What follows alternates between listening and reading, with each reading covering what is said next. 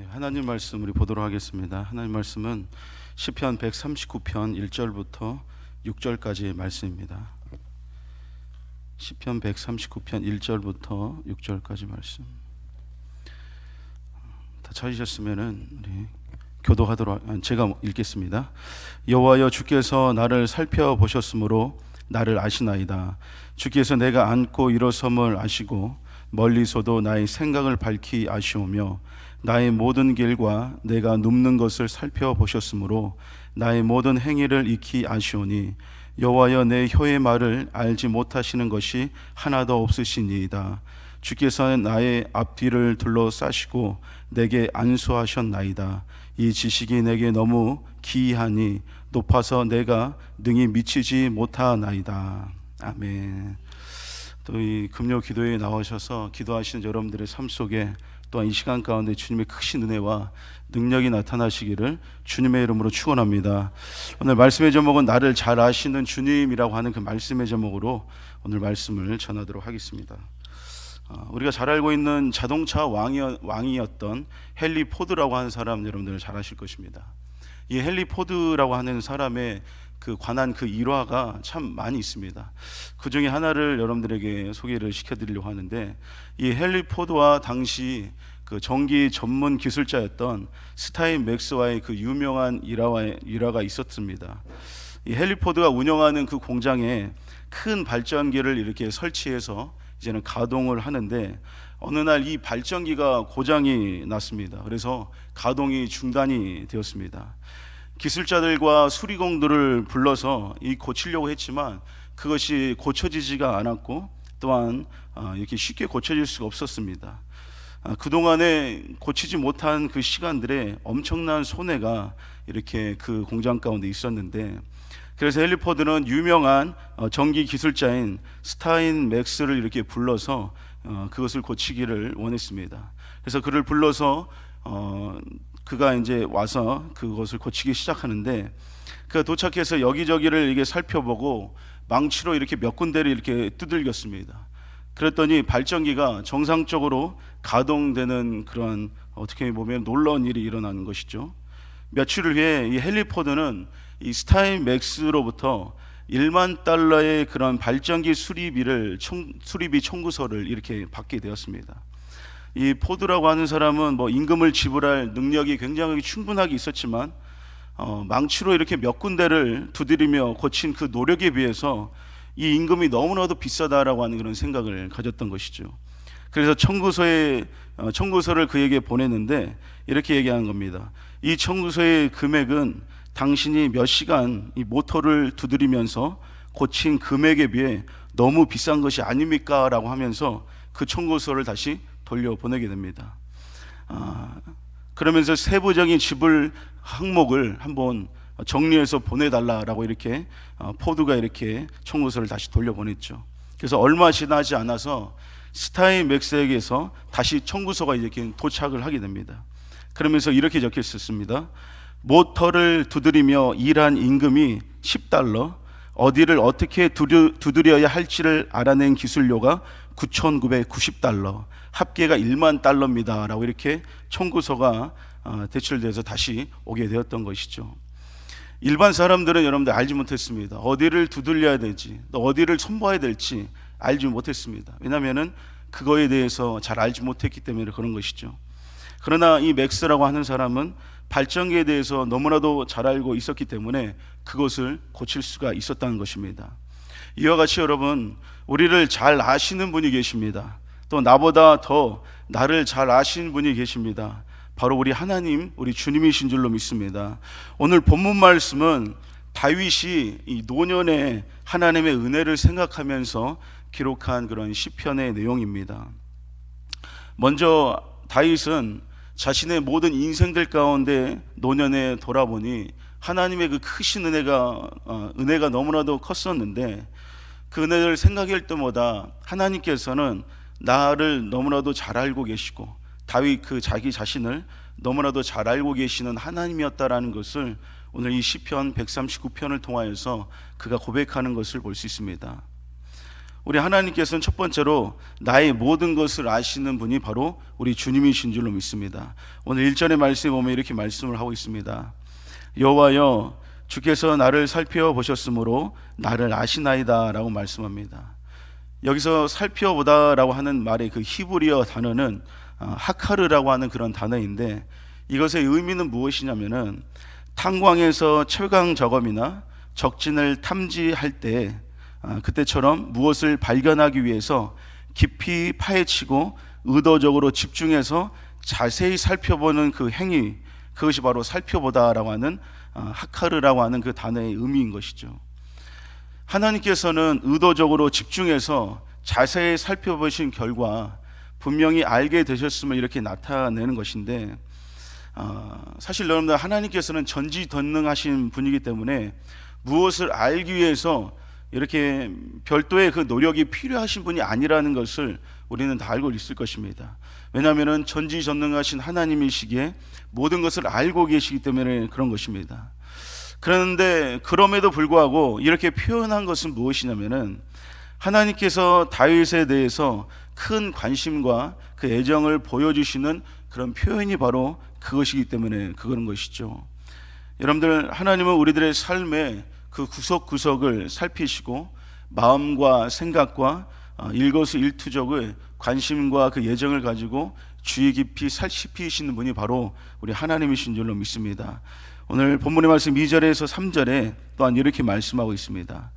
주께서 내가 앉고 일어섬을 아시고 멀리서도 나의 생각을 밝히 아시오며 나의 모든 길과 내가 눕는 것을 살펴보셨으므로 나의 모든 행위를 익히 아시오니라고 또한 고백하고 있습니다. 하나님께서 다윗의 모든 삶 속에서 앉고 일어섬을 아신다라고 그가 고백하고 있습니다. 이것은 어떤 의미를 두고 있냐면은 인간의 모든 행동 하나하나를 우리 하나님께서 아신다고 하는 그 말씀이죠. 하나님께서 그 사람의 행동 하나하나를 하나님께서는 아시고 또한 그 행동에 담겨 있는 모든 생각을 하나님께서 또한 알고 계시는 분이라는 것을 말씀하고 있습니다. 우리가 여러분들 친한 사람들이랑 이게 대화를 자주 하고 만나는 일들이 많이 있지 않습니까? 그런 만나고 친한 사람이라고 해도 그 사람이 왜 일어서고 왜 앉는지, 또한 그가 얼굴을 찡그리거나 왜 웃는지 그것을 정확하게 알지 못할 때가 많이 있습니다. 왜냐하면 마음과 그 생각을 알지 못하기 때문에 그런 것이죠. 저 자신도 마찬가지입니다. 때로는 얼굴은 웃고 있지만 그 마음은 미움과 불만이 이렇게 있을 때가 있는 것을 보면 그렇습니다. 저뿐만 아니라 여러분들도 그럴 때가 있을 것입니다. 말하는 것과 또한 그 마음에 그런 담아놓은 그 마음들은 그 보여지는 얼굴과는 전혀 다른 그런 모습이 있을 것입니다. 어떻게 보면은 우리들의 마음을 숨기는 그러한 모습이겠죠. 이와 같이 여러분들, 내가 아파서 낳은 자식들의 그 생각조차도 잘 모를 때가 많이 있다는 것입니다. 부모님이 자녀들을 가장 많이 잘 안다라고 생각하지 않습니까? 그러나 학교에서의 삶을 부모님들은 그 이야기를 들으면 굉장히 생소하게 느낄 수도 있을 것입니다.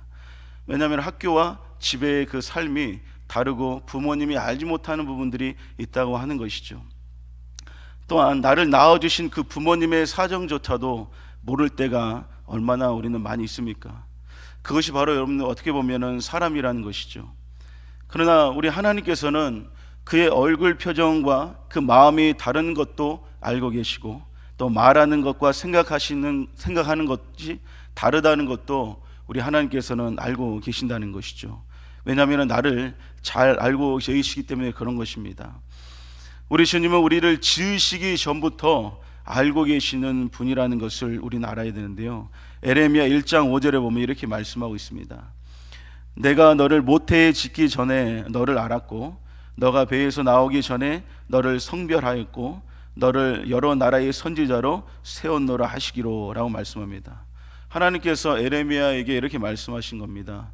너가 모태에서 생기기도 전에 내가 너를 알고 있었다라고 말씀하시고, 배에서 이제는 이렇게 태어나기 전에, 나오기 전에도 내가 너를 성별했다라고 말씀합니다. 그러면서 선지자로 세웠다라고 이렇게 말씀하시죠. 우리 하나님께서는 여러분들, 우리가 태어나서 우리를 아시는 것이 아니라 우리가 모태에서 생기기도 전부터 우리를 알고 계신 분이 바로 우리 하나님이시라는 것입니다. 그렇기 때문에 그 하나님께서 우리를 아실 때 여러분들 얼마나 잘 아시겠습니까? 모든 것들을, 우리에 대한 모든 것을 우리 하나님께서는 알고 계시는 분이라는 것입니다.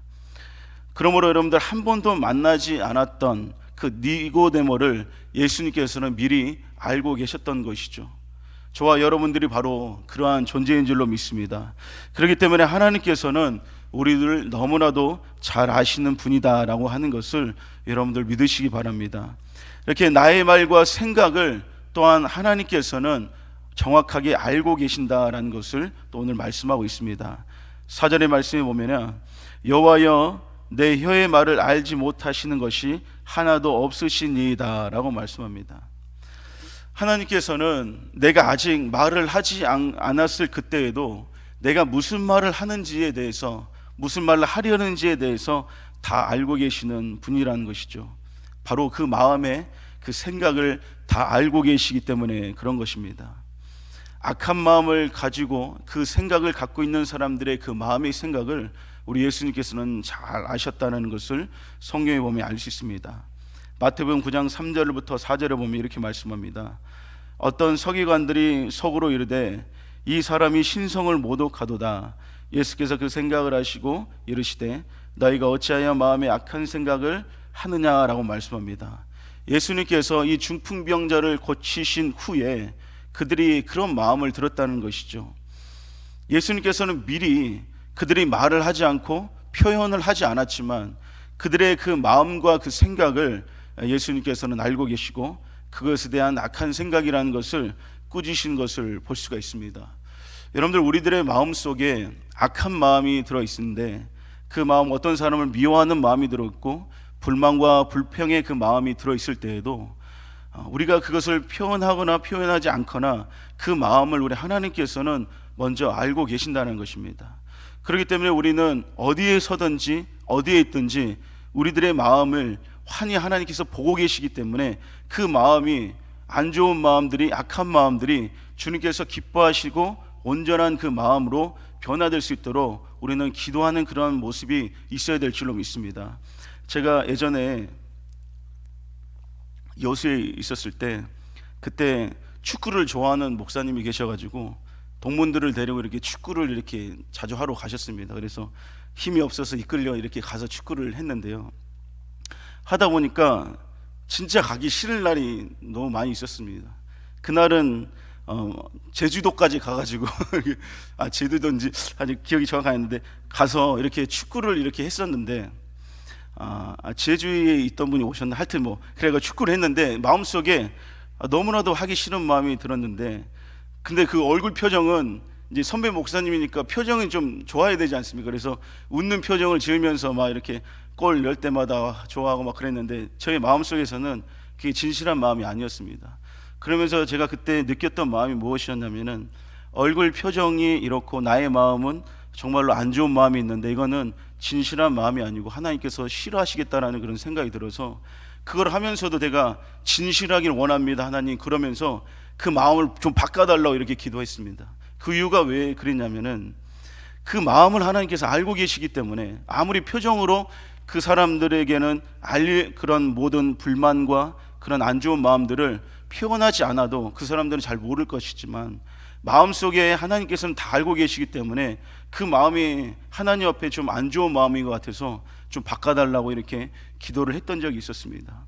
이와 같이 하나님께서는 우리들의 마음속에 있는 그 마음을 다 알고 계신다는 것을 우리는 생각하면서 우리가 불만과 불평, 미움이라는 그런 마음들이 우리들에게 있었을 때 하나님 앞에 계속 기도하는 우리들의 마음이 되어서 그것이 이제는 하나님께서 원하시지 않고 기뻐하시지 않는 마음은 떨쳐버리고 하나님께서 기뻐하시는 그 마음을 품는 저와 여러분들이 되시기를 축복합니다. 이 악한 마음도 하나님께서는 아시지만 선한 마음을 가지고 있고 그 선한 생각을 가지고 있는 그 마음도 하나님께서는 알고 계신 줄로 믿습니다. 감리교 신학교에 이덕주 교수님이라는 분이 계셨는데 그분이 언젠가 와서 이렇게 간증을 하신 적이 있었습니다. 예배 때. 근데 그분이 이런 간증을 하셨습니다. 그분이 어렸을 때 자기 형이 있었는데 그 형은 뭐든지 잘하는 그런 형이었습니다. 공부도 잘하고 신앙생활도 좋고 신앙도 좋고 효자이고 마음도 착한 그런 형이었습니다. 어떻게 보면은 모든 것을 다 갖춘 그런 형이었죠. 공부도 잘했기 때문에 서울대에 갈 수 있는 그런 실력을 있었던 사람이었습니다. 그런데도 엄마를 이렇게 돕겠다고, 가정 형편이 어려웠기 때문에 엄마를 돕겠다고 이제는 이렇게 취직을 했습니다. 그런데 취직한 지 하루 만에 공사장에서 떨어져서 이렇게 하늘나라로 갔다고 이렇게 말씀을 합니다. 그래서 어머니는 충격을 받고 말도 또한 기도도 안 나왔다고 이렇게 얘기했습니다. 그러면서 하나님께 원망 아닌 그 원망이 이렇게 나왔는데 이렇게 얘기한 것입니다. 하나님께 내가 모든 이 자녀를 맡겼는데 하나님은 왜 이 자녀를 데려가셨습니까? 라고 이렇게 하나님 앞에 기도를 한 것이죠. 그때 하나님의 그 천둥 같은 소리가 이렇게 들렸는데 이렇게 얘기하신 것입니다. 너는 너 아들을 나보다 더 사랑하느냐? 너는 너 아들을 나보다 더 의지하느냐라고 하는 그 음성이 그분에게 들렸다고 합니다. 어머니는 이 질투하시는 그 하나님을 만나시고 더 믿음이 더 견고해졌다라고 말씀하시면서 그분이 그때부터 이제는 자정이 되어서 이제 장사가 다 끝나는데 이 끝마치고 나면은 교회에 가서 6시간 동안 기도를 하셨다고 합니다. 이 어린 이 교수님도 함께 어머니랑 가서 교회에 갔었는데 한두 시간 이렇게 자다가 일어나면은 어머니는 처음 자세 그대로 이 말 한마디만 하는 것입니다. 아시죠? 라고 하는 이 한마디, 아시죠? 라고 하는 그 한마디만 반복해서 이렇게 들리는 것입니다. 하시는 것이죠. 교수님이 들은 그 기도의 말은 그 단어 하나뿐이었다라고 얘기하셨습니다. 그 말을 반복해서 몇 시간이나 그렇게 기도를 하시는 것이죠. 여러분들 아시죠? 라고 하는 이 한마디에 모든 기도가 들어있었다는 것입니다. 우리 주님은 여러분들 아시죠? 라고 하는 그 말 한마디에도 모든 것을 알고 계시는 분인 줄로 믿습니다. 우리가 말하는 그 모든 것의 내용과 나의 상황을 모두 알고 계시는 우리 하나님이십니다.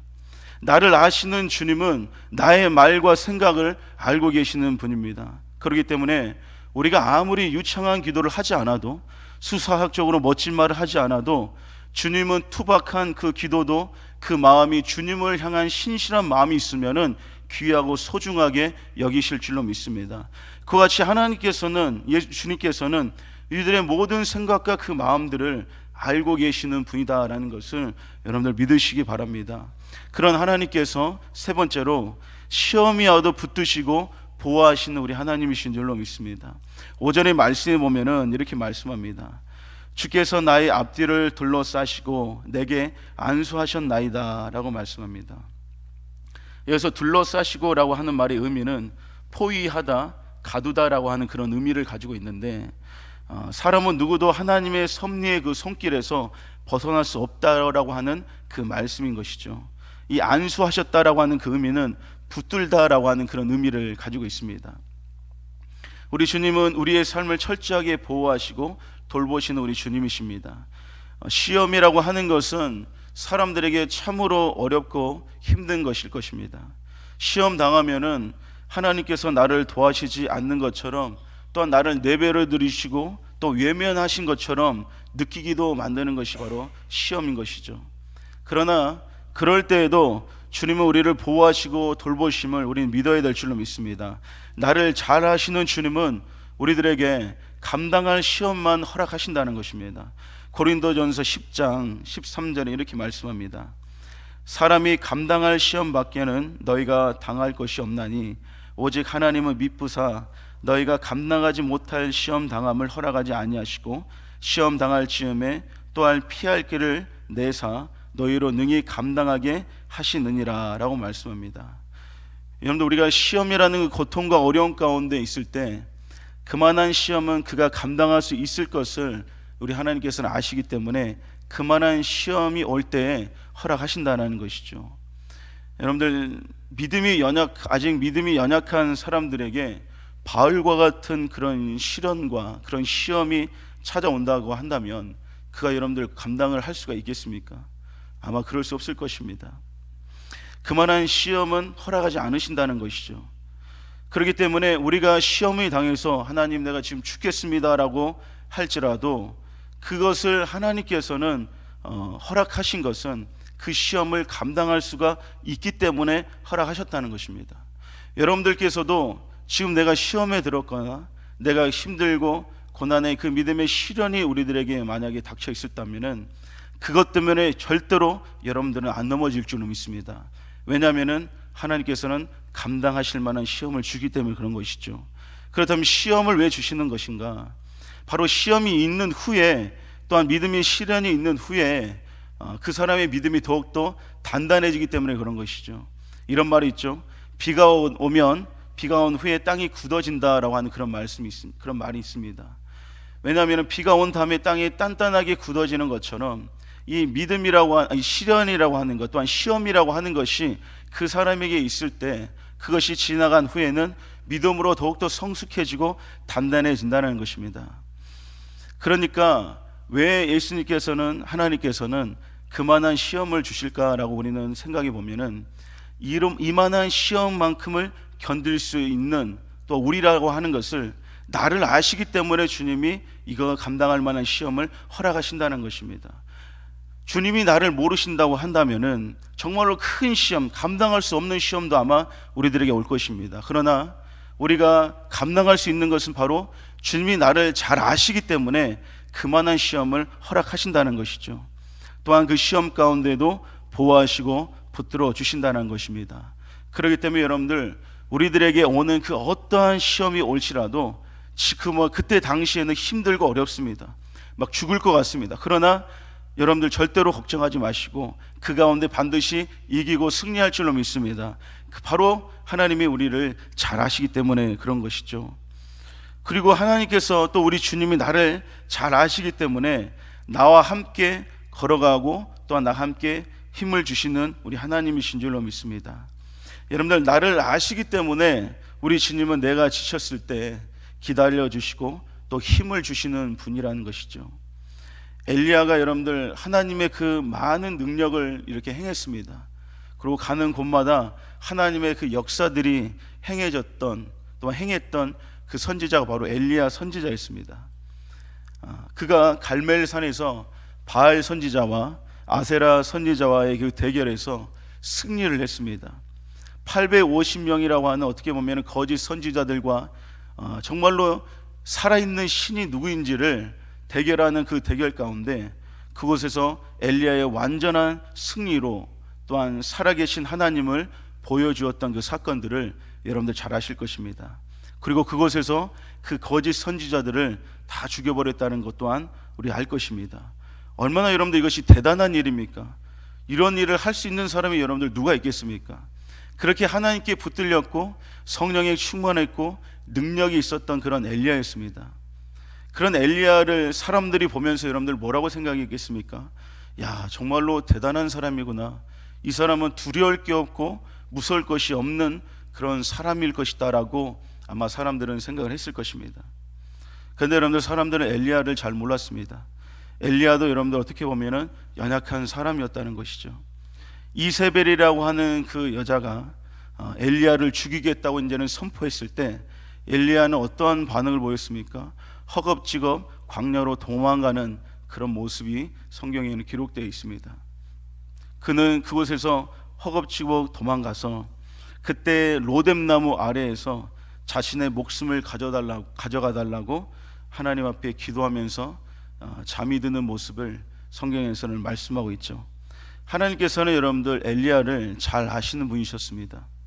그가 힘들고 어렵다는 것을 우리 하나님, 우리 주님은 다 알고 계셨죠. 그래서 그에게 무엇을 주셨냐면은 바로 쉼을 주셨다는 것입니다. 열왕기상 19장 5절에서 6절의 말씀에 보면 이렇게 말씀합니다. 로뎀 나무 아래에 누워 자더니 천사가 그를 어루만지며 그에게 이르되 일어나서 먹으라 하는지라. 본즉 머리맡에 숯불에 구운 떡과 한 병 물이 있더라. 이에 먹고 마시고 다시 누웠더니 라고 이렇게 말씀하고 있습니다. 로뎀 나무 아래에서 그가 누워서 잤는데 일어나 보니까 그곳에는 맛있는 떡과 물 한 병이 이렇게 자기 옆에 놓여 있는 것을 보았습니다. 그리고 그것을 먹었죠. 그가 그곳에서 잠을 자며 쉬도록 하나님께서는 하셨고 그에게 먹을 것을 주셨다는 것입니다. 그리고 엘리야가 또 무엇을 했습니까? 그것을 먹고 난 후에 또 쉬었다라는 것을 말씀하는데, 열왕기상 19장 7절에서 8절에 계속 보면 이렇게 말씀합니다. 여호와의 천사가 또 다시 와서 어루만지며 이르되 일어나 먹으라. 너가 길을 다 가지 못할까 하노라 하는지라. 이에 일어나 먹고 마시고 그 음식물의 힘을 의지하여 40주 40야를 가서 하나님의 산 호렙에 이르니라 라고 말씀합니다. 그를 깨워서 또 먹여주신 것을 볼 수 있습니다.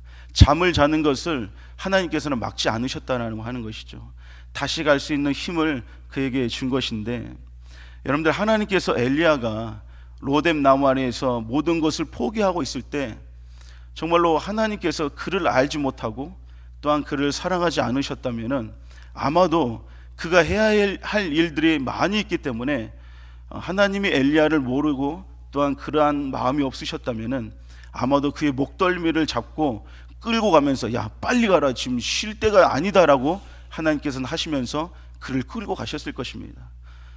그에게 쉼을 주시고 먹을 것을 주셨다는 것은 지금 엘리야에게 필요한 것이 무엇인지를 하나님께서는 아셨다는 것이죠. 그리고 엘리야가 지금 어떠한 마음의 상태이고 얼마만큼 힘든지를 우리 하나님께서는 알고 계셨다는 것입니다.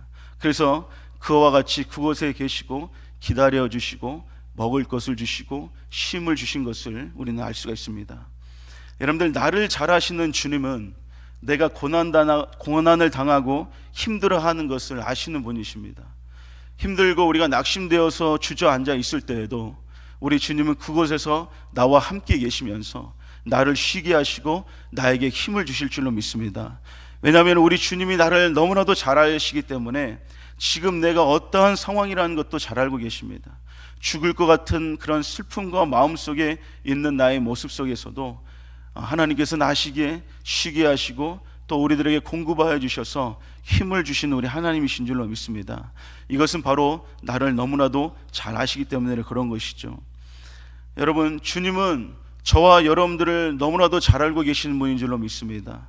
여러분들의 삶을 아시고 또한 생각을 아시고 마음을 아시는 분입니다. 그분이 우리와 함께 하시면서 우리를 붙들고 계실 줄로 믿습니다. 여러분들을 너무나도 잘 아시는 주님께 우리가 나아가는 여러분들이 되시고 또한 주님의 주시는 그 은혜와 능력으로 우리가 승리하는 저와 여러분들이 되시기를 주님의 이름으로 축원합니다.